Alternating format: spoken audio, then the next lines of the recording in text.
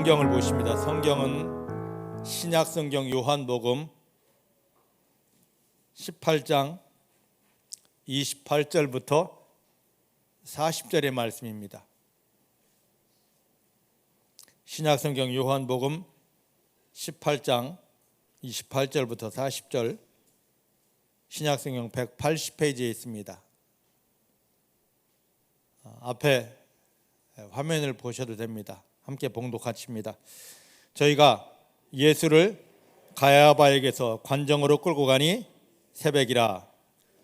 저희는 더럽힘을 받지 아니하고 유월절 잔치를 먹고자 하여 관정에 들어가지 아니하더라. 그러므로 빌라도가 밖으로 저희에게 나가서 말하되, 너희가 무슨 일로 이 사람을 고소하느냐? 대답하여 가로되, 이 사람이 행악자가 아니었다면 우리가 당신에게 넘기지 아니하였겠나이다. 빌라도가 가로되, 너희가 저를 데려다가 너희 법대로 재판하라. 유대인들이 가로되, 우리에게는 사람을 죽이는 권이 없나이다 하니, 이는 예수께서 자기가 어떠한 죽음으로 죽을 것을 가리켜 하신 말씀을 응하게 하려 함이려라. 이에 빌라도가 다시 관정에 들어가 예수를 불러 가로되, 너가 유대인이 왕이냐? 예수께서 대답하시되, 이는 너가 스스로 하는 말이뇨? 다른 사람들이 나를 대하여 너에게 한 말이뇨? 빌라도가 대답하되, 내가 유대인이냐? 너 나라 사람과 대제사장들이 너를 나에게 넘겼으니 너가 무엇을 하였느냐? 예수께서 대답하시되, 내 나라는 이 세상에 속한 것이 아니라 만일 내 나라가 이 세상에 속한 것이었다면 내 종들이 싸워 나로 유대인들에게 넘기우지 않게 하였으리라. 이제 내 나라는 여기에 속한 것이 아니니라. 빌라도가 가로되, 그러면 너가 왕이 아니냐? 예수께서 대답하시되, 너 말과 같이 내가 왕이니라.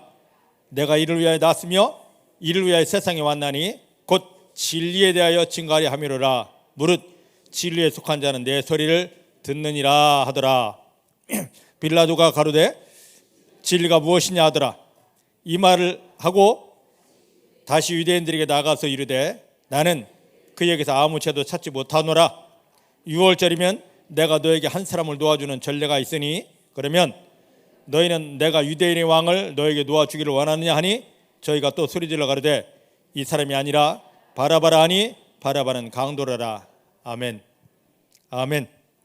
믿음의 고백을 하십니다. 살아계신 하나님이 내 아버지십니다. 육체의 눈에 보이지 않아도 아버지 하나님은 나와 함께 하십니다. 어디를 가든지 무엇을 하든지 나를 떠나거나 버리신 적 없습니다. 모든 순간 생명 안에서 성령의 능력으로 나와 함께 하십니다. 붙드십니다. 도와주십니다. 인도하십니다. 나 연약하여 아무것도 할 수 없지만 내 아버지 되신 하나님 때문에, 나를 도와주시는 하나님 때문에 이제부터 내가 만나는 모든 일은 내 주변에 있는 모든 사람에게 하나님을 나타내 보일 기적이 되고 승리가 되고 축복이 됩니다. 하나님만 인정합니다. 하나님만 신뢰합니다. 하나님만 감사합니다. 할렐루야. 모든 일에 하나님만 인정하시고 신뢰하시고 감사하시면 하나님이 그 믿음을 보시고 우리에게 말할 수 없는 승리를 허락하여 주십니다. 자, 오늘 말씀 이제 요한복음 18장 보시는데요, 여기 28절 말씀 보니까 대제사장과 서기관들이 그 전날 깊은 밤에 겟세마네 동산에서 기도하시던 예수님을 사로잡아 갔습니다. 그리고 잠을 자지 않고 밤새 예수님을 신문했습니다. 너 죄인이지? 너 죽을 죄 지었지? 너가 무엇을 잘못했느냐? 하면서 여러 사람이 달려들어 닥달을 하고 신문을 하는데 예수님에게서는 요만한 죄도 발견하지 못합니다. 그러자 새벽에 총독 빌라도에게 데려갑니다. 여기 이른 새벽이라 했는데 우리 궁금하지 않습니까? 왜 새벽에, 이른 새벽에 예수님을 빌라도에게 데려갔을까? 그것은 그 당시 문화를 알면 됩니다. 그 당시 이스라엘 유대를 지배하고 있던 로마가 0시, 자기 나라 시간 0시면 관공서, 법정 모든 곳에 다 문을 엽니다. 근데 그 0시가 우리나라 시간으로 새벽 6시입니다. 새벽 6시 되면 관공서가 문을 열고 법정이 문을 엽니다. 법정이 문을 열자마자 자기들이 아무리 예수님을 신문해도 죽일 죄를 찾지 못했는데 빌라도에게 찾아가 떠넘깁니다. 당신이 이 사람에게서 죽일 죄를 좀 찾아봐 주시오. 여러분, 로마가 예전에 그렇게 강대국이 될 수 있었던 것은 우연한 일이 아닙니다. 그들은 그렇게 부지런했습니다. 우리나라 관공서 공무원들 몇 시에 문을 여나요? 몇 시부터 시작하죠? 9시. 근데 이 사람들은 새벽 6시면 일을 하기 시작했습니다. 어쨌든 이제 그게 중요한 것이 아니라 대제사장 바리새인들이 밤새 예수를 두드려 패고 신문하고 야, 너 죽을 죄를 지었잖아, 좀 자백해봐 했는데 나오지 않습니다. 총독 빌라도에게 갖다 넘겼던 것입니다. 그래서 여기 28절 말씀 보니까 이렇게 예수를 넘기면서 하는 짓이 있는데 뭐라고 하느냐면 저희는 더럽힘을 받지 아니하고 유월절 잔치를 먹으려고 관정에 들어가지 않았더라.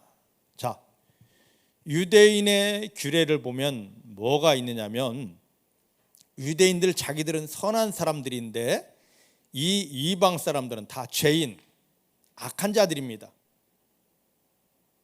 지금 예수님이 지금 빌라도에게 넘겨진 이 날은 어떤 날이냐면 유대인에게 최고의 명절 중에 하나인 유월절입니다.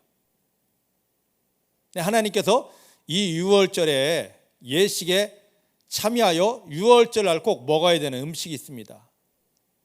그게 뭐냐면 어린 양을 잡아서 이걸 먹는데, 그런데 이 사람들이 죄인 취급하는 이방인을 만나면 보면 그들도 죄가 전가되어져서 이 유월절 음식 1년 동안 기다렸던 유월절 음식을 먹지를 못합니다.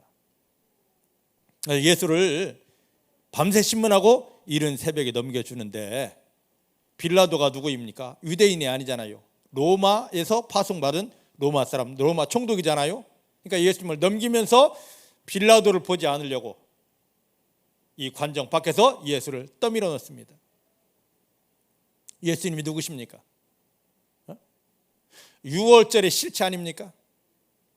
우리를 구원할, 예전에 자 어디로 보냐면 구약 출애굽기 12장 한번 보십시다.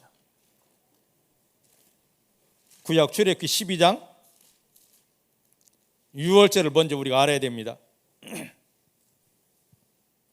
12장 전체를 다 봐야 되는데 시간이 없으니까 12장 12절부터 14절까지 말씀을 보겠습니다.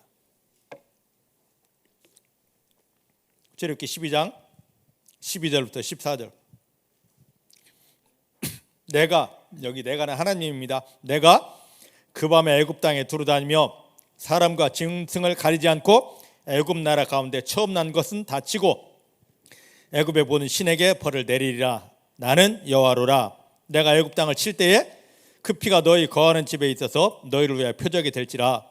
내가 피를 볼 때에 너희를 넘어가리니 재앙이 너희에게 내려서 멸하지 아니하리라. 너희는 이 날을 기념하여 여호와의 절기를 삼아 영원한 규례로 대대에 지킬지니라. 아멘. 14절 말씀 보니까 이 유월절은 하나님이 정한 날입니다. 그래서 영원한 약속으로 끝없이 대대에 지켜야 되는 것입니다. 바로 이 절기입니다.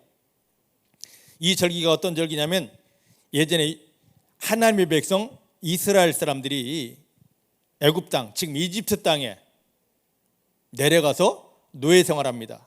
장장 400년 동안 이유도 없이 노예 생활하는 겁니다. 여기서 해방되려고 별 방법을 다 동원했는데 나올 수가 없었습니다. 하나님 이들을 건지기 위해서 능력을 준 모세라는 지도자를 보냈습니다. 그냥 보낸 것이 아니라 모세에게 엄청난 능력을 주어서, 자, 내가 능력을 줄 테니까 이 백성들을 건져내라, 해방시켜라 해서 모세가 하나님의 능력을 가지고 애굽에 내려갑니다. 하나의 재앙이 올 때마다 그 강대국 애굽이 완전히 다 뒤집어질 만큼 엄청난 재앙이었습니다. 그 재앙을 9가지나 행했습니다. 재앙이 있을 때 애굽의 왕이 야, 이 재앙 빨리 멈추면 내가 너희를 내보내 줄게 했는데, 재앙이 멈추면 이 애굽 왕의 마음이 강팍해져서 야, 너네 배에 기름이 껴가지고 그래, 너네가 노동을 더 해야 돼 하면서 고역을, 노동을 더 힘들게 했습니다. 아무리 하나님 신 능력이라 해도 사람이 행하는 것으로는 이스라엘 백성들이 한 사람도 나올 수가 없었습니다. 그때 마지막에 출애굽기 12장에 하나님이 나섭니다. 야, 내가 해야 되겠다. 내가 하는데 내가 그 일을 할 때 너희들이 따라 할 일이 있다. 각 집마다 양을 준비했다가 내가 이날이다 하거들랑 양을 잡아. 그 양을 잡은 다음에 잡은 양의 포를 떠서, 각을 떠서 그 고기를 불에 구워 먹고, 그 다음에 양을 잡을 때 나온 피로 너희 출입문에 빈틈없이 바르고 집에 머물러 있어라. 그 일이 끝나가면 내가 하늘에서 내려올게. 내가 내려오면 피가 없는 집에는 사람이든 짐승이든 가리지 않고 장자들은 다 죽게 될 것이다. 실제 장자들이 다 죽었습니다. 애굽 왕부터 시작해서 애굽에 있는 모든 사람들이, 장자들, 큰아들들이 다 죽고 심지어 짐승까지 다 죽었습니다. 근데 하나님의 말씀에 순종하여 양을 잡아먹고 그 피를 바르고 그 안에 머물러 있던 이스라엘 백성들은 장자들이 죽지 않고 다 살아났습니다. 이게 바로 유월절, 재앙이 넘어갔다 해서 유월절입니다. 그런데 이건 뭐냐면 하나님의 아들을 이 땅에 보내서, 유월절 어린 양과 같은 그 양을, 예수님을 보내서 죄에 잡혀 마귀에게 눌려 저주받고 살다가 죽으면 지옥 가야 될 우리 인생들을 구원하기 위한 구원의 그림자였었습니다. 자, 쉬운 표현을 해드리겠습니다. 우리가 오늘날 아파트가 많습니다. 그러면 아파트 들어가기 위해서는, 아파트 짓기 전에 분양을 위해서 뭘 만드느냐면 모델하우스를 만듭니다. 맞죠? 모델하우스는 금방 만듭니다. 모델하우스를 만들어요. 자, 우리가 집을 이렇게 지을 테니까 이 집을 보고 마음에 드는 분은 사시오 하고 모델하우스를 만듭니다. 그 모델하우스 모양대로 이제 집을 다 완성합니다. 그러면 계약한 사람, 집을 산 사람들은 모델하우스를 다 부수고 계약된 본래의 집으로 들어갑니다. 자, 본래의 집이, 지으려고 했던 집이 다 지어졌습니다. 계약한 사람들에게 모델하우스 살 거예요? 본집에 살 거예요? 사람들이 모델하우스 갈까요? 본집에 갈까요? 쉽게 설명합니다. 하나님께서 이스라엘 백성들을 400년 동안 종살이 하던 애굽에서 건져낸 것은 구원을 위한 모델하우스였습니다. 그리고 본 구원이 어디서 이루어지냐면, 어디에서? 예수님이 이 땅에 오셔서 십자가에 못 박히심으로 그 구원이 이루어졌습니다. 할렐루야. 할렐루야.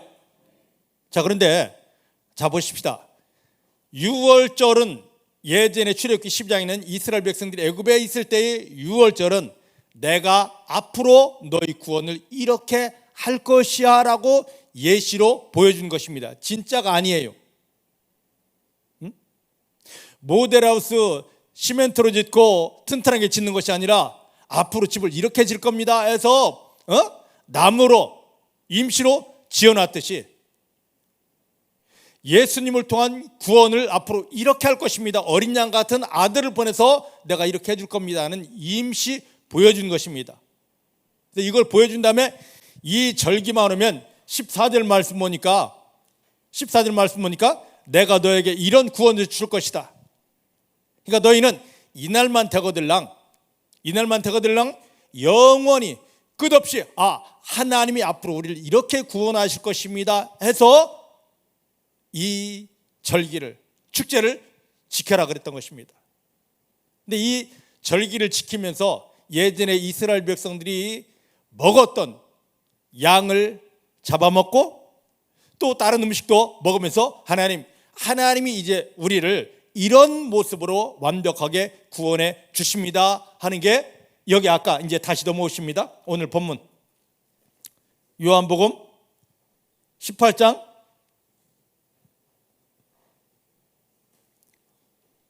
28절 말씀이니까 유월절 잔치라는 게 바로 그거예요. 자, 보십시다. 이스라엘 백성들은 하나님이 약속하신 이 유월절 음식을 먹어야 됩니다. 근데 이 유월절 음식을 먹을 때 나 이스라엘 사람이 다 먹는 것이 아니라 그들이 이 음식 앞에 가려면 정결한 상태를 유지해야 됩니다. 근데 이방 사람을, 다른 나라 사람을 보았습니다. 그러면 이 음식을 먹지를 못합니다. 그래서 예수님을 내어주면서, 예수님을 죽여주시고 내어주면서, 이 예수님이 어떤 분이십니까? 이날에 유월절날 돌아가실 분이십니다. 거기에 떠밀어 주면서 그림자인 이 양 고기를 먹기 위해서 구원의 실체가 되시는 예수님은 어떻게 합니까? 내어버리는 겁니다. 쉬운 말로 해서 아파트 모델하우스 나 저거 좋은데 하고 거기에 마음 팔고 있으면서 본래 집이 지어지니까 나 이거 관심 없어 하는 거와 똑같습니다. 이게 어떤 모습이냐면 오늘날 보십시다. 예수를 믿는다 하면서 정작 내 안에 예수를 내 마음 안에 담아내지 못하고 심지 못하고 예수에게 사로잡히지 못하고 종교적인 삶을 살면서 나 모태신앙인데, 나 교회 이렇게 다니는데, 성경을 이렇게 하는데, 내가 교회 헌신 이렇게 하고 나의 직분이 무언데 라고 하는 사람들과 예전에 예수님을 내어주면서 죽여주셨던 그 사람과 다를 바가 하나도 없습니다. 오늘 우리는 어떻습니까? 예전에 대제사장 바리새인들이 예수를 빌라도에게 내어주면서 야 빨리 죽을 죄 져서 죽여주쇼 했던 것과 똑같이 오늘 교회 안에 있으면서 내 안에 예수는 담아놓지 못하고 내 안에 세상 생각, 마귀 생각 가득 담아놓고 입술만 주여 주여 하는 것이 예전 바리새인들과 똑같은, 대제사장들과 똑같은 행동. 좀 나를 돌아보십시다. 내가 그들과 다를 바가 좀 있어야 되지 않겠습니까? 내가 주일날 교회에 오려고 세상에서 좋은 옷은 입고 왔는지 모르지만 내 마음은, 내 속은 예수를 닮게 한 온전한 마음, 정결한 마음을 준비해 왔는지 여러분 자신을 돌아보게 되기를 주 이름 축복합니다. 이제 모델하우스에 만족하지 말고 본집을 사모하듯이 종교적인 어떤 모습이 아니라 내 안에 예수를 담고 예수에게 사로잡히기 위해서 우리 온 마음을 다 드릴 수 있는 진정한 마음 되기를 주 이름 축복합니다. 자, 이제 29절부터 이제 봅니다. 이런 이른 새벽에, 어쨌든 관청은 열었지만 이른 새벽에 죄인을 잡아가지고 온 이들을 향하여 빌라도가 말합니다. 너희가 무슨 일로 이 사람을 고소하느냐? 그랬더니 30절에 이 대제사장과 바리새인들이 말합니다. 이 사람이 행악자가 아니라면 우리는 당신에게 이 사람을 넘기지 않을 것입니다. 행악자래요. 밤새 고문했지만 신문했지만 어떤 죄도 찾지 못했는데 행악자라고 합니다. 그래 놓고는 그때 빌라도가 말합니다. 너희가 저를 데려다가 너희 법대로 신문해라, 재판해라 그럽니다. 그랬더니 31절에 뭐라고 이야기하느냐면 여기 유대인들이 말합니다. 우리에게는 사람을 죽일 권한이 없습니다. 자, 보셔요. 오늘날 많은 목사님들이 이런 설교를 하시더라고요. 유대인들은 그 당시 로마가 지배하고 있었기 때문에 유대인들은 사람을 죽일 권한이 없다. 여기 말씀을 가지고 그럽니다. 아닙니다. 유대인들도 자기들 법, 여기 보면 자기들 법으로 사람을 죽일 수 있습니다. 유대인의 율법에 어긋나면 돌로 쳐 죽여도 됩니다. 이건 로마 사람들이 간섭을 하지 않습니다. 그 예가 있습니다. 어디입니까? 사도행전 7장에 보니까 스데반 집사가 복음을 전할 때 자기들이 그것을 수용하지 못한다고, 받아들이지 못한다고, 율법에 어긋난다고 돌을 들어서 스데반 집사를 쳐 죽였습니다. 그런데 로마 사람들은 그걸 간섭하지 않습니다. 왜냐? 너희들 종교 법이니까. 자, 지금 이 유대인들이 예수님을 데려다가 돌로 쳐 죽여도 됩니다. 그럼 총독 빌라도에게 데려갈 필요 없어요. 구차하게. 그럼 만약에 이렇게 된다면 성경 약속이 어그러지게 됩니다. 왜?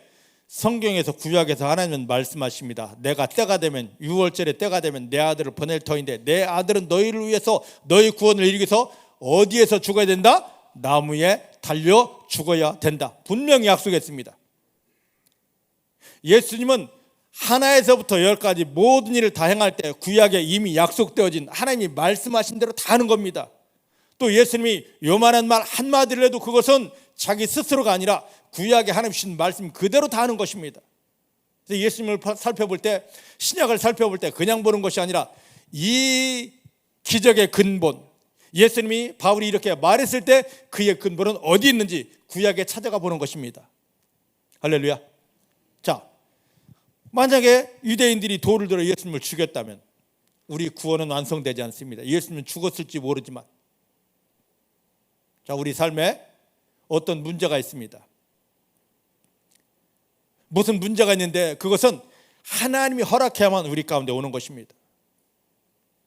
하나님이 허락 없이 아무리 작은 일도 오지 않습니다. 그래서 예수님이 말씀하시기를 참새 한 마리가 나무에서 떨어져도 하나님이 허락해야만 그 일이 가능하다 그랬습니다. 하물며 너희에게 이런 일이 일어났는데 이게 그냥 우연이겠느냐? 아니다. 다 하나님이 뜻이 있고 섭리가 있다. 자, 따라합시다. 내가 만난 모든 일은 우연이 하나도 없습니다. 모두 하나님이 섭리입니다. 하나님이 계획이 있습니다. 믿으십니까? 누구에게 무슨 말을 듣든 어떤 형편 상황을 만나든 우연이겠지 여기지 말고 하나님 왜 이런 일을 만났습니까? 왜 이런 소리를 들어야 됩니까? 여기 하나님의 뜻이 무엇입니까? 하나님의 계획이 무엇입니까? 이게 지혜로운 사람입니다.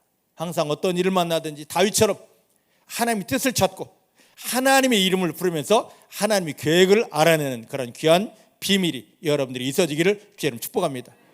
할렐루야. 이게 미련한 일 같지만 하나님의 뜻을 찾는 사람, 하나님이 귀하게 보시고 그에게 하나님이 친히 내가 너에게 이것 때문에 이러한 일을 하고 싶어서 이런 일을 주었다 알려주시고, 아, 하나님이 내게 이런 일을 해주기 원하십니까? 나는 연약하지만 부족하지만 하나님의 뜻이 이루어집니다라고 할 때 그 일 가운데 하나님의 뜻이 이루어지게 되는 것입니다. 여러분 삶의 모든 현장에서 하나님이 일하시며 완전한 은혜를 누리며 승리하게 되기를 주님의 이름으로 축복합니다. 자, 이제 그런데 보십시다. 어디를 보냐면, 자, 마가복음 10장. 마가복음 10장 33절부터 34절입니다.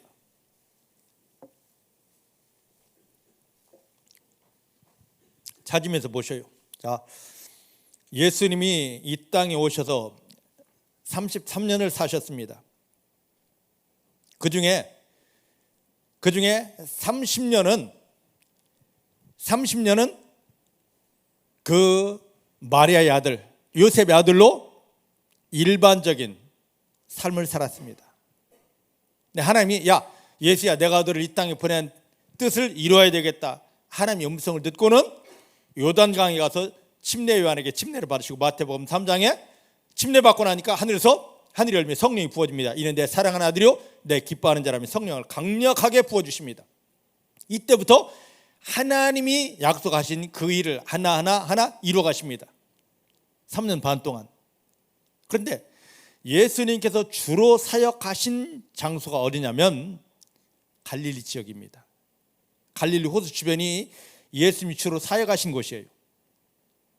그럼 우리는 성지순례 가면 예루살렘을 주로 많이 가는데 예루살렘은 극히 일부분입니다. 명절 때만 되면 올라와서 일하셨던 곳. 사역이 그렇게 많지 않습니다. 주 사역지가 갈릴리인데 갈릴리에서 사역을 하시다가 예수님께서 이제 하나님이 때가 된 걸 압니다. 하나님이 때가 된 걸 알고 야 이제 하나님이 나를 부르시는 곳 나를 부르신 그 마지막 종착지를 향하여 가야 되겠다 해서 어디로 옵니까? 예루살렘으로. 십자가 달려야 될 곳이 예루살렘이기 때문입니다. 자, 마가복음 10장 33절 34절 32절부터 보십니다. 시작. 예루살렘으로 올라가는 길에 예수께서 제자들 앞에 서서 가시는데 저희가 놀라고 쫓는 자들은 두려워하더라. 이에 다시 12제자를 데리시고 자기 당할 일을 일러 가르치되 봐라, 우리가 예루살렘에 올라가노니 인자가 대제사장들과 서기관들에게 넘기움에 저희가 죽이기로 결안하고 이방인들에게 넘겨주겠고 그들은 능욕하며 침뱉으며 채찍질하고 죽일 것이니 저는 3일 만에 살아나리라 하시니라. 아멘. 아멘. 자, 예수님이 지금 갈릴리에 계셨다면 못 박힐 일이 없습니다. 잡힐 일도 없어요. 근데 굳이 예루살렘으로 올라가십니다. 올라가시면 한 일이, 내가 이 유월절 절기가 돌아오기를 간절히 기다렸노라. 간절히 기다렸노라. 그리고 그때가 되니까 예수님께서 제자들 데리고, 야, 이제 갈릴리 끝났어. 자, 예루살렘으로 가자 하면서 내가 예루살렘에 올라가면 이런 일을 당할 것이야. 대제사장 서기관들에게 잡힐 것이고 무고하게 신문받고 그들은 나를 처리하려고 이방인의 손에 넘겨줄 것이고 잔인하게 나를 신문할 것이고 그 다음에 죽을 것이고 살아날 것이다. 이걸 뻔히 아는 예수님께서, 다 보시는 아시는 예수님께서 피할 만도 한데 이때를 기다렸다가 하나님이 때가 되니까 나는 하나님 일을 해야 되고 이 속에 들어가시는 것입니다. 사랑하는 성도 여러분, 우리는 어떻습니까? 하나님 우리에게 뭔가를 요구하시면, 하나님 뜻이 있다면, 하나님 뜻 가운데서 내가 너에게 은혜 준다, 응답 준다, 축복 준다 하면 할렐루야 하는데, 우리 가운데 뭔가 희생을 요구하면, 시간의 희생을 요구하면, 물질의 희생을 요구하면, 몸의 헌신을 요구하면 이건 하나님의 뜻이 아닌데 하고 돌아서고 피하는데, 예수님은 오히려 하나님 뜻이라니까 자기 생명을 주려고 당당하게 감사함으로 이 자리에 나서고 있는 것입니다. 은혜 받는 것보다도 하나님 나를 원하실 때, 시간을 원하시든 내 몸의 헌신을 원하시든 아니면 복음 전도를 원하시든 아니면 물질을 원하시든 거기에는 다 뜻이 있습니다. 그 뒤에는 하나님이 큰 영광이 있기 때문입니다. 주여 영광 주시옵소서 하기 이전에 하나님이 나에게 원하시는 것을 드렸을 때 그 다음에 내가 생각지도 못한 영광이 부어지는 걸 믿으시고, 하나님 나를 써주시니 감사합니다고 우리를 드릴 수 있는 귀한 믿음 되기를 주의 이름 축복합니다. 성경은 말합니다.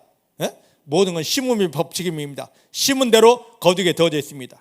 나는 하나님을 향해 심은 것이 하나도 없으면서 주여 주시옵소서 주시옵소서 하는 것은 나쁜 심보입니다. 정말 내가 받기 원하는 대로, 하나님이 은혜 받기 원하고 영광 받기 원하시는 대로, 하나님 내가 먼저 주를 위해서 무엇을 드리면 좋겠습니까 하고 먼저 물을 수 있는 그러한 귀한 믿음이 되어지기를 주의 이름 축복합니다. 자, 이제 오늘 요한복음 본문으로 이제 돌아와 봅니다. 요한복음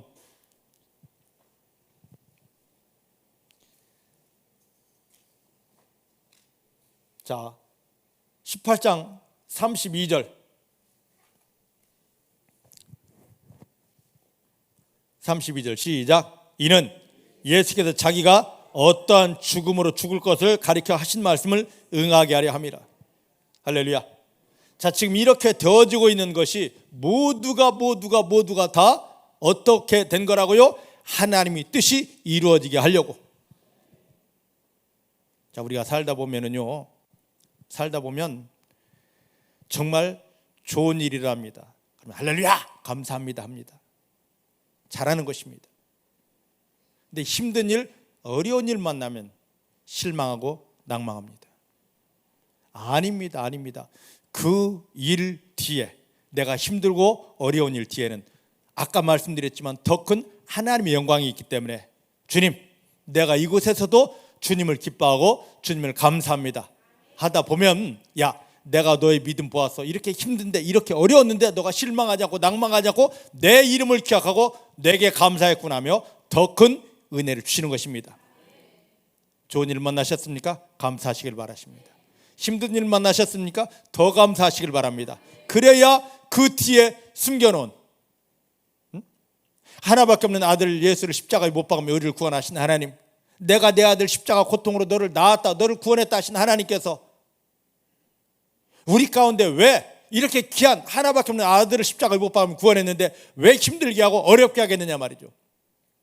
그것은 그 속에서 나의 믿음을 확인하시고, 우리가 입술로 주님 사랑합니다, 주님 사랑합니다 했는데 실제 어려운 일 만나도 힘든 일 만나도 그곳에서도 내 마음이 하나님을 향하여 기뻐하고 감사하는지 그걸 확인하고 싶어서 더 큰 영광 주고 더 신비한 축복을 주려고 내 믿음 확인하려고 한 것이기 때문에 우리가 여기 이곳에서 주님 감사합니다, 주님 사랑합니다 했을 때, 야 내가 너의 믿음 보았어 하고 큰 응답과 축복을 주시는 것입니다.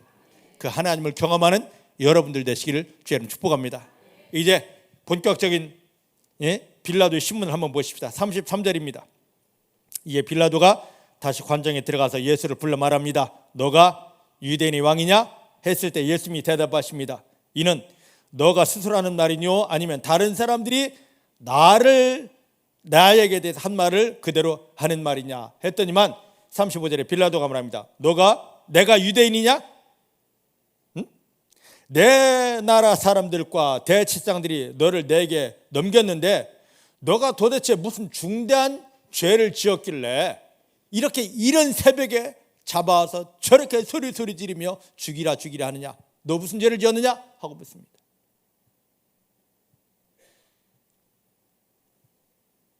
이 사람들이, 대제사장 바리새인들이 예수를 잡아온 것은 물론 하나님의 뜻입니다마는 이들이 왜 그랬냐면 누가복음 23장에 보니까 예수님이 자칭 내가 유대인의 왕이다 했대요. 그것 때문에 자기들의 그 어떤 기득권이 사라질까 봐서, 기득권 잃어버릴까 봐서 예수를 죽이고자 했던 것입니다. 겉으로 드러난 건 그것입니다. 하지만 속 내용은 이때 십자가에 못 박혀 죽어야만이 6월절 날 하나님 구원이 완성되기 때문에 지금 하나님은 이것을 통해서 저 유대인들의 마음을 지금 격동시키는 것입니다. 유대인이 왕이라서 지금 잡아온 것입니다. 그렇더니만 이제 빌라도가 드디어 신문을 시작합니다. 야, 너가 유대인이 왕이라고? 그랬더니 예수님이 듣고 하시는 말씀이 뭐라 하시냐면 너 스스로 하는 말이냐 아니면 다른 사람에게 들은 것을 옮기는 것이냐 이렇게 말합니다. 그랬더니 이 빌라도가 뭐라 말하냐면 야, 내가 이 나라 사람도 아닌데 나는 그딴 거에 관심 없어. 왕인지 뭔지 관심 없고 단지 지금 이렇게 많은 대제사장 바리새인들이 너를 잡아서 죽이라 소리 지르는데 너가 도대체 무슨 중죄를 지었길래 이 많은 사람들이 폭동을 일으키고 이렇게 이른 새벽에 왔냐 이거지? 너 무슨 죄인이야? 예수님은 밤새 대제사장들과 바리새인들이 이리 흔들고 저리 흔들고 신문했지만 요만큼의 죄도 발견하지 못했습니다. 총독에게 넘기면서 제발 이 사람에게 죽일 죄를 찾아주시오. 그래서 총독이 신문하는 겁니다. 너가 유대인이 왕이라면서 그렇게 잘못했어? 너 죄는 뭐야? 그랬더니 자, 이렇게 대답했을 때 예수께서 36절에 말씀하십니다. 36절 시작. 예수께서 대답하시되 내 나라는 이 세상에 속한 것이 아니라. 할렐루야, 할렐루야, 할렐루야. 이게 답입니다. 오늘 우리도 이런 믿음으로 살아야 됩니다. 예수님을 영접하여 구원받은 성도들은 이 세상에 살지만, 이 땅에 발을 디디고 살지만, 우리 시민권은 빌립보 3장 21절 말씀은 어디에 있습니까? 하늘에 있기 때문에, 하늘에 있기 때문에 나는 이 세상에 속한 사람이 아닙니다. 내가 비록 이곳에 살지만 나의 생명권은, 나의 시민권은 하늘에 있습니다. 믿으십니까? 지금 예수님은 말합니다. 내가 이 세상에, 하늘로부터 이 세상에 왔지만, 너희를 구원하러 왔지만 나는 이 세상에 속한 자가 아니야. 하나님께 속한 자야. 예수님이 십자가에 못 박히며 저와 여러분들을 구원했습니다. 그리고 구원받은 우리를 즉각 하늘나라 데려가지 않고 이 땅에 두셨습니다. 예수님과 같은 삶을 살라고. 근데 우리의 삶의 목적은 전부 다 이 세상입니다. 어떻게 하면 아파트를 넓은 거 갖고, 어떻게 하면 무슨 회원권 갖고, 어떻게 하면 차 좋은 거 가지고, 다 우리의 목적은 다 이 세상입니다. 왜? 이 세상에 속한 사람이기 때문에. 그런데 예수님은 말합니다. 우리의 시민권은, 우리는 이곳에 살지만 우리의 목적지는 이곳이 아니라 하늘나라라고 합니다. 예수님이 그걸 말해줍니다. 우린 이 세상 사람이 아니라 하늘나라 사람이라고요. 그럼 거기에 관심을 둬야 되잖아요. 모델하우스 얘기 나와서 또 말씀드립니다. 모델하우스를 보고 집을 계약한 사람들은 다시는 모델하우스 이야기하지 않습니다. 자기 들어갈 본 집에 대한 이야기. 우리 집 언제 완성될까? 언제 들어갈까? 얼마나 멋질까? 맞습니까? 맞아요? 중국계 성도들은 모델하우스를 가보지 않고 아파트를 살지 않아가지고 달마다 하나님께만 관심 두고 있는 사람이라서 이런 것은 전혀 죄송합니다. 자, 예수님을 통하여 구원받은 사람들은 이 땅에 산다 할지라도 오직 영원히 살 것. 이 땅에서 내가 오래 살면 100살, 정말 더 오래 살면 120살까지 이제 우리 때는 살 터인데 여기에 관심이 없습니다. 왜? 이후에 우리는 어디에 가기 때문에? 영원한 나라, 하나님의 나라 가기 때문에. 하나님 예수님을 십자가에 못 박으며 나를 구원했는데 나를 위해 예비된 하나님의 나라는 얼마나 좋을까? 나를 위해 예비된 그곳에 내 집은 얼마만큼 완성되어져 있을까? 내가 하늘나라 갔을 때 하나님은 나의 신분을 어떤 높이로 준비하셨을까? 그 나라에 가서 내가 누려야 될 권세는 얼마나 엄청난 것일까? 여기에 관심을 두는 사람들이 거의 없습니다. 예수님은 여기에 말씀하십니다. 내 나라는 여기에 속하지 않았다. 우리도 거기에 좀 관심을 가지면 안 되겠습니까? 구원받았다는 건 우리가 하늘 시민이 된 것인데, 하늘나라 시민 된 것인데, 이 땅에 길게 살아봐야 100년, 120년인데 얼마 남지 않았잖아요. 그럼 그 이후에 나를 위해 예비된 집이 있을 터인데, 예비된 나라가 있을 터인데 왜 여기에 관심이 없느냐 말이죠. 속된 말로 왜 모델하우스에만 관심을 두고 거기에만 머리를 튕기고 사냐 말이죠. 뭐가 참 지혜냐? 우리가 가야 될 그 나라 눈을 열어 바라보는 것, 그리고 그곳에 하나님이 나를 위해 예비된 것을 바라보고 감사하는 것. 나를 위해 예비된 것이 부족하다면 이 땅 사는 동안 그 모든 걸 다 준비할 수 있으니까 하나님이여 이제 내 믿음을 도와주사 내가 예수님을 통해 가야 될 저 나라에서 누려야 될 내 신분이 높아지게 하시고 내가 거해야 될 집이 커지게 하시고 내 영광이 더 완전해지게 해주십니다. 그걸 바꾸는 작업이 이 땅에서의 믿음 생활입니다. 이 땅에서 아파트 평수 늘리고 회원권 가지고 통장에 돈을 더 넣어두는 것이 아니라 이후에 가야 될 그 나라를 사모하면서 그 나라의 내 집과 내 신분과 내 영광을 높여가고 완전케 하는 것. 여기에 여러분들이 마음이 깊어지기를 주의 이름 축복합니다. 자, 이제 보십시오. 그리고 난 다음에 예수님께서 말씀하십니다. 그랬더니만 빌라도가 37절에 묻습니다. 빌라도가 그러되 그러면 너가 왕이 아니냐? 예수께서 대답하시되 너의 말과 같이 내가 왕이니라. 내가 이를 위하여 났으며 이를 위하여서 세상에 왔나니 곧 진리에 대하여 증거하려 함이로라. 무릇 진리에 속한 자는 내 소리를 듣느니라. 자, 보십시다. 이제 36절부터 여기까지를 말씀드립니다. 자, 지금 자꾸 대제사장들도 바리새인들도 빌라도도 너가 왕이냐 이걸 묻습니다. 너무 중요하거든요. 그냥 우리는 이 글자만 읽는데 왜 이렇게 중요하냐면 우리가 글자만 읽다 보니까 지식으로 보다 보니까 그 당시 상황 배경에 들어가지 않으니까 그냥 그렇네 하지만 자, 어디를 보냐면 마태복음 2장을 한번 가보십시다. 마태복음 2장.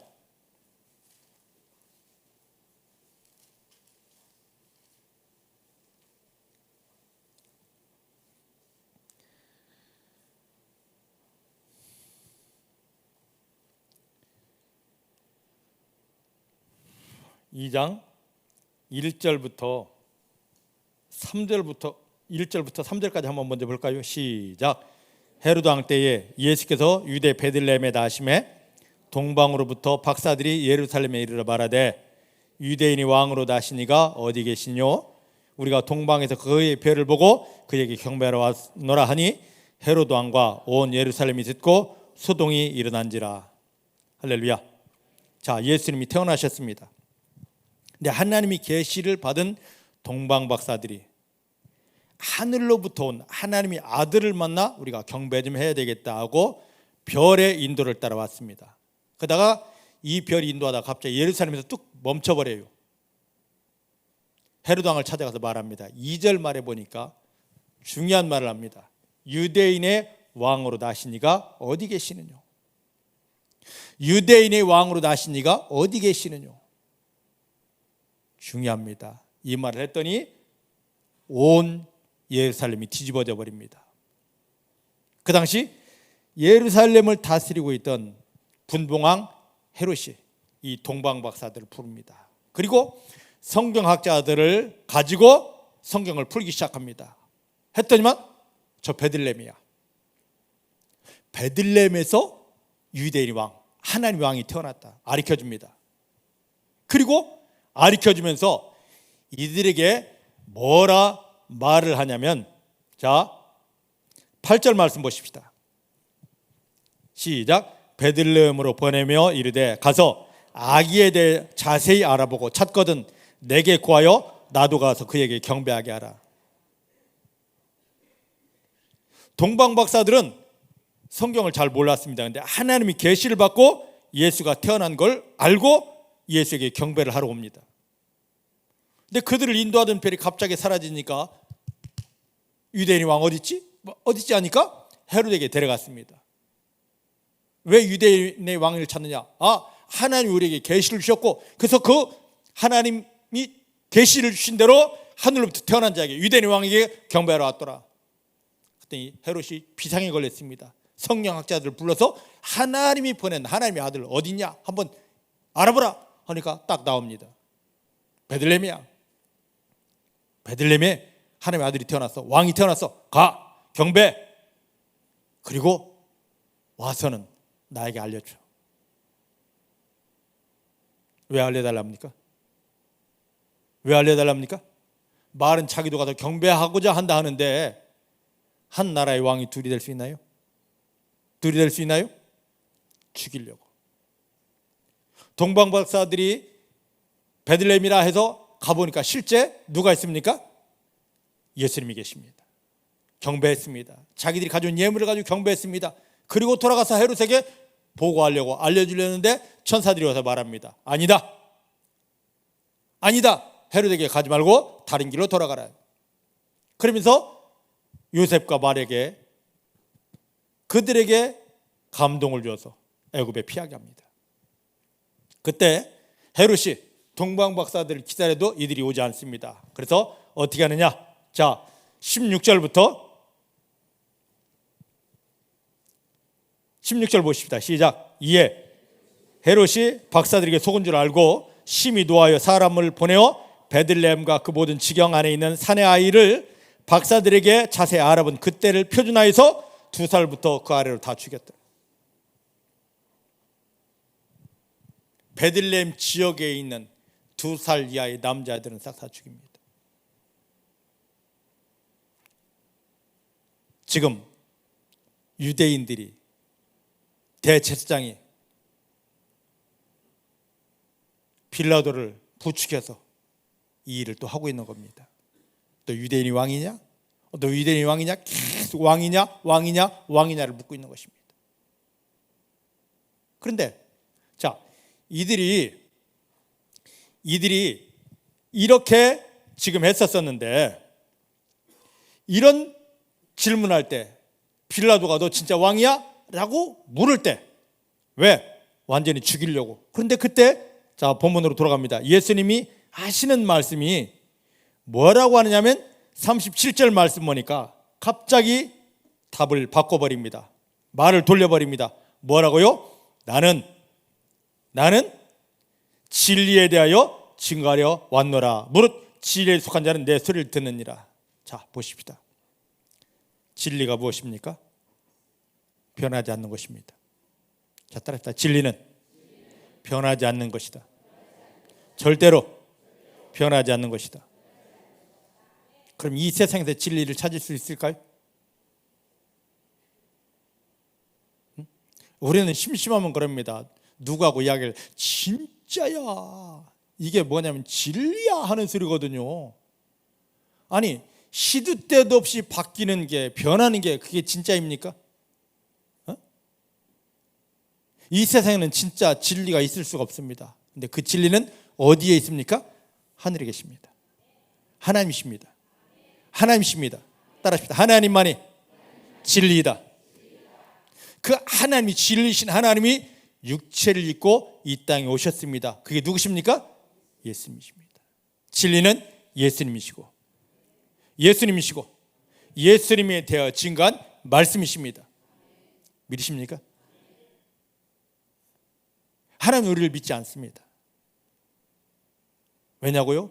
수없이 거짓된 것에 끌려다니고 이용당하는 걸 알기 때문에 아침에 주님 사랑합니다 했는데 조금 있다가 배신하는 거, 야 너 아침에 나를 그렇게 사랑한다고 네 목숨까지 바친다고 했는데 이렇게 배신할 수 있어? 에이 하지 않습니다. 왜? 우리는 쉽게 변하는 걸 알기 때문에.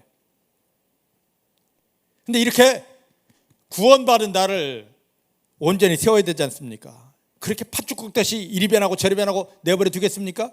그래서 우리 가운데 하나님이 뭔가를 담으셨는데 그때 진리를 담으셨습니다. 어디에? 우리의 마음에.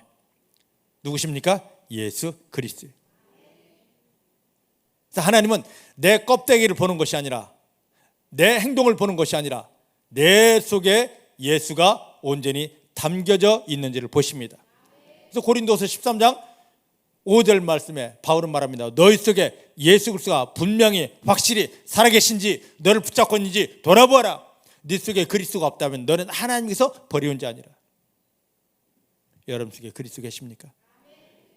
나 알어가 아니라 마음속에 완벽하게 뿌리내리고 여러분들을 사로잡고 계십니까? 이게 있어야 됩니다. 변함이 없는 진리신 예수님이 나를 사로잡고 있고 반드시 이루어질 수밖에 없는 진리신 말씀이 내 마음 안에, 머리가 아닙니다, 마음 안에 들어와 있을 때 그때부터 하나님이 아버지 되심이 느껴지고 보여지고 하나님이 나를 위해 일하시는 그 승리 속에 들어갈 수가 있습니다. 그래서 우리는 지금까지 교회에서는 나의 어떠함을 강조했는데 진짜 믿음은 나의 어떠함이 아닙니다. 쉼없이 바뀌고 변하기 때문입니다. 내 속에 예수님이십니다. 나를 구원하시고 나를 붙들고 아버지 품에 인도해 주시는 예수님이 나의 전부가 되어야 됩니다. 자, 그런데 여기 중요한 말씀이 있습니다. 나는 진리에 대해 증거하러 왔다 하시면서 무릇 진리에 속한 자는 내 소리를 듣느니라. 자, 보셔요. 마태복음 13장에 보니까 예수님이 이 땅에 오셔서 그 바리새인들을 향하여 유대인들을 향하여 그렇게 비밀스러운 은혜스러운 말씀을 계속 주고 있습니다. 근데 그들은 전혀 깨닫지 못합니다. 왜냐고요? 하늘의 말씀이기 때문에, 진리 말씀이기 때문에 못 깨달아요. 하지만 예수님이 말씀하십니다. 내 안에 진리이신 예수님이 계시면 하늘의 말씀이 깨달아진대요. 여기 보면 뭐라고 그랬냐면 진리에 속한 자는 내 소리를 듣는다 그랬습니다. 여기 들음이라는 이 듣는다라는 이 말이 귀로 듣는다는 그 의미가 아닙니다. 여기 듣는다는 말의 의미는 마음으로 듣는다입니다. 성경 말씀 귀로 아무리 들어봐야 답이 없습니다. 근데 마음으로 들려지는 때가 있습니다. 언제? 진리이신 예수 그리스도가 내 마음에 주인 되시고 나를 딱 잡고 있으면 그 순간부터 여기 귀로 들려지지 않고 마음으로 들려지게 됩니다. 믿으십니까? 하나님 이런 사람을 찾으십니다. 내 마음 안에 진리신 예수님을 담고 이 마음 귀가 열려져서 하나님의 음성이 들려지는 사람, 이 사람들을 두고 일하십니다. 이 사람들은요, 마음이 열리고 마음으로 하나님의 말씀을 듣는 사람들은요, 하나님의 얼굴이 보여집니다. 실제 십자가가 보여집니다. 하나님 나를 얼마나 사랑하신지가 보여집니다. 이 말씀을, 성경 말씀을 보면은요, 이거네 하는 지식만 열리는 것이 아니라 하나님이 나를 위해 일하실 비밀한 은혜들이 열려지게 됩니다. 중복의 사랑하는 성도님들은 진리신 예수님을 마음 안에 담고 있기 때문에 이제 여러분들 마음 귀가 열려서, 마음이 다 열려서 하나님이 보여지게 되고 하나님이 들려지게 되고 여러분들에게 부으실 하나님의 은혜들이 풀어지게 됩니다. 이 속에 들어가시는 여러분들 되시길 주님 축복합니다. 이 말을 딱 듣자마자 빌라도가 더 이상 할 말이 없습니다. 더 이상 할 말이 없어요. 그래서 38절 39절 보니까 빌라도가 가로되 진리가 무엇이냐 하더라 이 말을 하고 다시 유대인에게 나가서 이르되 나는 그에게서 예수에게서 뭘 했다? 아무 죄도 찾지 못하였노라. 할렐루야. 그리고 나서 하는 말이 39절에 6월절이 되면 내가 너에게 한 사람을 놓아주는 전례가 있으니 그러면 너희는 내가 유대인의 왕을 너에게 놓아주기를 원하느냐? 그렇습니다. 자, 유대인들에게 6월절 엄청 큰 명절입니다. 그래서 이때에 특사를 한다는 것입니다. 특별 사면을 한다는 것입니다. 어찌하든지 빌라도는 아무 죄 없는 예수를 죽이지 않으려고 그 사면권까지 꺼내서 나에게 특별 사면 권한이 있어. 그러니까 너희 마음을 좀 달래주고 싶다. 이 예수 죽이지 않았으면 좋겠다. 유대인의 왕 내보냈으면 좋겠다 합니다. 40절 말씀을 볼까요? 뭐라고 하는지 시작. 저희가 또 소리질러 가로되 이 사람이 아니라 바라바라 하니 바라바는 강도더라. 할렐루야. 할렐루야. 자, 여기 보기 전에 또 빼놓은 게 하나 있습니다. 그걸 먼저 보고자 원합니다. 자, 아까 조금 전에 빌라도가 38절에 예수님이 진리에 대해 말씀하니까 진리가 무엇이냐라고 물었거든요. 자, 성경 어디로 보냐면 시편 85편 11절입니다. 너무 정신없이 가다 보니까 빼먹을 뻔했습니다. 시편 85편 11절.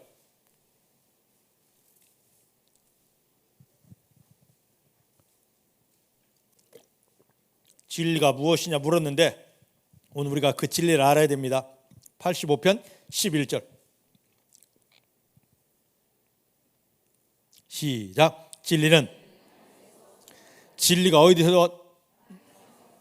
진리는 땅에서 솟아나고 그 다음에 하나님의 의로움은 하늘에서 하감 내려오시도다. 자, 보셔요. 진리가 땅에서 솟아났다. 이 땅에 전혀 없는 이 진리가 땅에서 솟아났다. 이게 은유적인 표현입니다. 이 땅에서는 전혀 없는 진리이신 분이, 하늘에만 있는 분이 마리아를 통하여 이 땅에 태어난 것을 은유적으로 표현한 것입니다. 진리가 드디어 이 세상에서 찾지 못할 진리가 드디어 예수 그 마리아를 통하여 태어난 것, 예수 탄생을 말하는 것입니다. 그렇다면 이 진리 때문에 그 이전에는 진리가 이 땅에 오기 전에는 하나님이 어떤 은혜도 의로움도 주지 않았는데 진리가 딱 땅에서 솟아난 마리아를 통해 예수님이 태어나는 순간부터 하나님이 하늘의 의로움과 하나님의 은혜를 진리신 예수님을 보고 쏟아붓기 시작하는 겁니다. 하가 막 내려주는 것입니다. 사랑하는 성도 여러분, 하나님의 은혜 받기 원하십니까? 응? 하나님의 의로움 속에 들어가기 원하십니까? 뭐밖에 없습니까? 진리신 예수님밖에 없어요. 내가 무엇을 해서 그것을 받는, 은혜를 받는 것이 아니라 은혜의 근본 대신 진리신 예수님, 하늘로부터 내려와서 이 땅에서 태어나신 예수님을 내 안에 담고만 있으면, 아는 것이 아닙니다. 담고 있어야, 내 안에 실제로 있어야 이것을 보고 하나님이 의로움과 은혜로움을 부어주시는 것입니다. 예전까지 우리가 이걸 몰랐기 때문에, 하나님 내가 이 헌신을 했기 때문에, 기도했기 때문에, 뭘 봉사했기 때문에 하나님이 나에게 뭘 부어주십니다. 아닙니다. 이건 뭐냐면 하나님을 엉뚱한 분 만드는 겁니다. 자, 로마서 4장 말씀 보십시다. 로마서 4장. 하나님 우리가 무엇을 했기 때문에 은혜를 주고, 우리가 무엇을 했기 때문에 뭘 주는 것이 아닙니다. 로마서 4장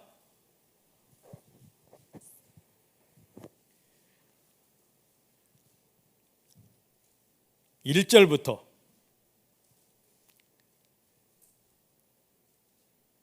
5절 말씀을 보십시다. 시작. 그런즉 육신으로 우리 조상된 아브라함이 무엇을 얻었다 하리요? 만일 아브라함이 행위로서 의롭다 하심을 얻었으면 자랑할 것이 있으려니와 하나님 앞에서는 없느니라. 성경에 무엇을 말하느냐? 아브라함이 하나님을 믿음에 이것이 저에게 의로 여기신 바 되었느니라. 일하는 자에게는 그 삭을 은혜로 여기지 아니하고 빛으로 여기거니와 일을 아니할지라도 경건치 아니한 자를 의롭다 하시는 이를 믿는 자에게는 그의 믿음을 의로 여기시느니라. 할렐루야. 자, 아브라함이 무언가를 해서 너 의롭다 하며 은혜를 준 것이 아니라, 나 하나님 믿습니다, 나 하나님 믿습니다 하니까 의롭다 하면서 하나님이 모든 걸 다 부어주셨습니다. 오늘 우리도 마찬가지입니다. 여기 만약에 아브라함이 무엇을 해서 이걸 받았다면, 아브라함은 은혜 받은 것이 아니라 하나님에게 삭 받은 겁니다. 오늘 교회 안에서 싹을 요구하는 사람이 너무 많습니다. 하나님 내가 이걸 했기 때문에, 하나님 내가 저걸 했기 때문에. 그러면 하나님이 마음을 모르는 겁니다. 하나님은 악덕 기업 주고 우리는 품꾼일 뿐입니다. 우리는 일을 하지 아니할지라도, 그것을 하지 못해도 내 안에 하나님이 주신 진리, 예수를 품고 하나님 감사합니다는 이 믿음 때문에. 믿습니까? 아브라함은 그 예수의 예표를 바라보고 하나님 주신 말씀을 바라보고 믿습니다 하니까 의롭다며 모든 걸 다 주었듯이, 오늘은 그 실제 우리는 예수님을 내 마음에 품고 하나님 감사합니다 했기 때문에 내가 생각지 못했던 하나님의 의로움과 은혜로움을 부어주시는 것입니다. 이 속에 들어가게 되기를 주님 축복합니다. 내 무엇을 했기 때문이 아니라 하나님이 나를 사랑하시기 때문에, 내 안에 예수님이 계시기 때문에, 내 안에 진리가 살아있기 때문에 하나님이 의와 은혜로움을 부어주는 그것을 누리는 성도님들 되기를 주님 축복합니다. 자, 이제 본문 가십시다. 요한복음 8장. 여기 보면 40절 바라바라는 말이 있습니다. 자, 보셔요. 성경에서는 이름이 등장한다는 게 엄청 귀중합니다. 조금 후에 예수님이 십자가에 못 박혀 돌아가시면 양 옆에, 골고다 양 옆에, 예수님 옆에 두 강도가 있습니다. 그런데 그들은 이름이 없습니다. 그런데 여기 지금 예수님, 그 빌라도가 예수님을 대신해서 군중들이 꺼내달라는 이 강도는 이름이 있습니다. 바라바라고, 히브리어입니다. 이게 합성어입니다. 아들이라는 말과 아버지라는 말이 합해져서 바라바가 되었습니다. 어떤 의미냐면, 바라바는 누군가의 아들, 사람의 아들. 자, 사람의 아들, 누군가의 아들을 죽어야 되는 이를 살려주려고 하나님의 아들이신 예수가 죽는 것입니다. 이해되십니까? 바라바는 바로 저와 여러분입니다. 죄인 되어서 이 땅에서 마귀에게 눌려 차질이 저주받다가 죽으면 끝이 아니라 영원한 지옥으로 달려가야 될 바라바와 같은 저를, 너 지옥 가면 안 돼, 너 이 세상에서 마귀에게 더 이상 저주받으면 안 되고 나를 대신해서 하나님의 아들이신 예수님이 죽어준 겁니다. 죽어주면서 너 이제 마귀 지어져서 벗어나야 돼. 너 이제 절대 지옥 가면 안 돼. 꺼내준 것입니다. 믿으십니까? 구원이에요. 바로 구원. 근데 너무 놀랍게도 자, 여기까지만 봐도 엄청난 복음입니다. 근데 더 신기한 것은 성경에서 사람들의 이름이 기록되면 그 이후의 행적이 너무 자세하게 나오는데 바라바는 딱 한 번 여기밖에 없습니다. 예수님의 생명과 맞바꿔서 살아났는데, 예수님이 대신해서 죽어줬는데, 맞바꿔서 살아났는데, 그럼 그 후에 인생이 뭔가 있어야 될 것 아닙니까? 없어요. 성경에만 없는 게 아니라 기독교 문서에도 바라바, 이 강도 바라바 행적이 없습니다. 뭐냐? 이게 오늘날 우리의 모습입니다. 하나밖에 없는 아들 예수가 죽어야 될 나를 대신해서 죽어지고 심판받고 저주받고 나를 구원해 주었는데, 하늘나라 생명책에 가보니까 내 행적이 없습니다. 하나님이 보시고자 하는 행적이 없어요. 이디경은 예수님으로 인하여 구원받고 이런 말씀을 이뤄냈고 이렇게 하나님의 영광을 드러냈고 저 사람들을 구원했습니다라고 하는 이런 뭔가가 있어야 되는데 전혀 없습니다. 있다면 이디경은 날마다 지 마음 들지 않는다고 누구를 판단하고 정죄하고 또 입술로는 주여 믿습니다 하면서 뒤로는 호박식하고 별짓하고 도둑질하고 음란하고 사람들을 판단하고 정죄하고 자기 병에만 챙겼습니다 하는 심판받을 것만 가득하고, 이라고 예수님이 십자가에 못 박히며 나를 구원했을까요? 마땅히 죽어야 될 바라바, 예수님이 대신 죽어지고 살려냈다면 새로운 삶을 살아야 될 것 아니에요? 여전히 강도짓입니까? 마귀에게 짓눌려 살고 영원히 지옥 가야 될 나를 예수님이 십자가에 못 박히며 구원해냈습니다. 그리고 교회 안에 갖다 놓았습니다. 내가 너에게 은혜 줄게. 이제 하늘이 열리고 너에게 하나님이 이런 응답도 줄게. 이제 너가 나의 일을 좀 해봐. 했는데 교회 와서 기도한 주여 내 욕심 세울 내 목적 세우고 주여 주시옵소서만 했지 하나님의 뜻을 이루는 예수님이 살았던 삶을 사는 건 전혀 없습니다. 바라바, 바로 납니다. 이제 바라바 인생을 끝내기를 주의 이름 축복합니다.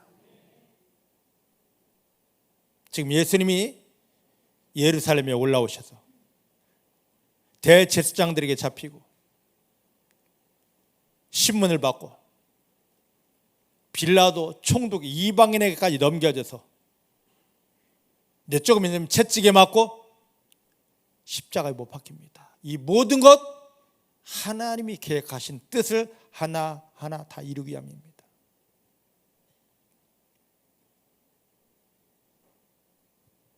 아까 마가복음 10장에 갈릴리에서 예루살렘 서둘러 가시면서 예수님의 마음에 얼마나 힘들었을까? 왜? 저와 똑같은 인간이었기 때문입니다. 근데 유월절 실체가 되셔서 저와 여러분들을 구원하시기 위한 하나님의 뜻이 있기에 한 마음은 힘들었지만 한 마음은 하나님 이것이 하나님의 뜻입니다. 기쁨으로 달려가셨습니다. 대제사장에 잡혀서 말도 안 되는 신문을 받으며 따귀를 맞으며 주님은 얼마든지 그걸 피할 수 있었습니다. 안이 당하셔도 됩니다. 스스로 가셨습니다. 왜? 하나님의 뜻을 이루어야 되니까.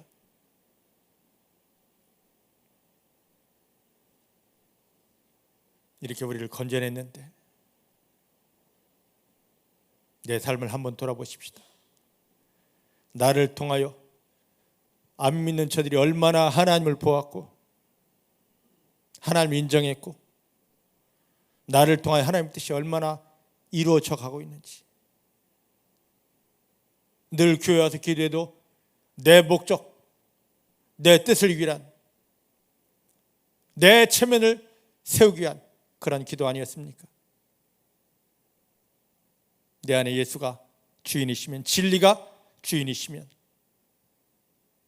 말씀을 통하여 하나님이 나를 왜 구원하시는지를 볼 수 있고, 우리에게도 하늘이 열리며 하나님의 영광을 볼 수가 있고, 이런 믿음 가진 자에게 하나님이 천사를 보내어서 하나님의 영광이 풀어지는 승리의 삶을 허락하여 주십니다. 제발 바라바의 인생 끝내고 예수의 인생, 예수의 삶이 되어지기를 주의 이름 축복합니다. 따라하십시다. 하나님, 이제 내 삶에 바라바 인생 끝났습니다. 나는 할 수 없는데 바라바 인생이 예수님의 십자가에 못 박아졌습니다. 이제 내가 죽었는데 하나님께서 예수를 죽은 자 가운데 살리신 하나님께서 나를 새 사람으로 완전하게 지어주셨습니다. 이제 내 삶 없습니다. 예수의 삶이 내 삶에 풀어지고 이루어지게 하십니다. 이렇게 되어지기를 원합니다. 기도하십시다. 하나님 감사합니다. 하나님 감사합니다. 더 이상 우리에게 바라바는 없게 하시고 예수의 삶이 풀어지게 해 주십니다. 내 욕심, 내 욕망이 아니라 하나님 주신 말씀이 우리 속에 이루어지는 하나님의 의로움이 드러나는 믿음 되게 하여 주십니다. 하나님께서 성령으로 우리를 완전히 축복하여 주십니다. 내 안에 예수가 있음을 봅니다. 진리이신 예수님이 나를 붙들고 있기 때문에, 나를 사랑하고 있기 때문에 이제부터 원수 마귀를 당연히 이기게 됩니다. 이제 우리 한 걸음 한 걸음이 하늘이 열리며 하나님의 영광이 풀어지게 하여 주십니다. 이 귀한 은혜로 우리를 도우시니 감사합니다. 명절을 지나며 우리에게 큰 은혜를 주셨는데 이 은혜가 우리 평생 삶의 힘의 근본 되게 하여 주십니다. 감사드립니다. 예수님의 이름으로 기도하였습니다. 아멘.